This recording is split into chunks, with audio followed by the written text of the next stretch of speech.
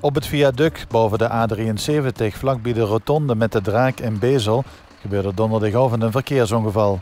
Bij het ongeval dat even na 11 uur 's avonds gebeurde zijn meerdere personen gewond geraakt.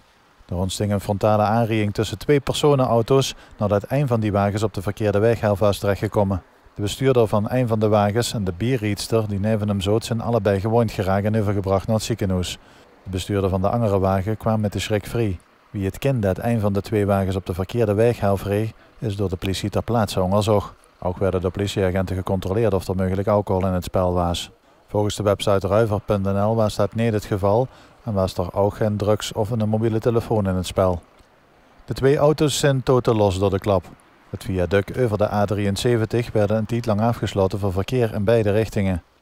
Ook de brandweer van de Ruiver was ter plaatse. Ze hebben geholpen bij het uit de auto krijgen van de slachtoffers en hebben de twee betrokken voertuigen gezekerd.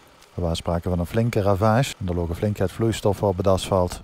Ongeveer een uur na het ongeval werden de weg weer vrijgegeven voor verkeer.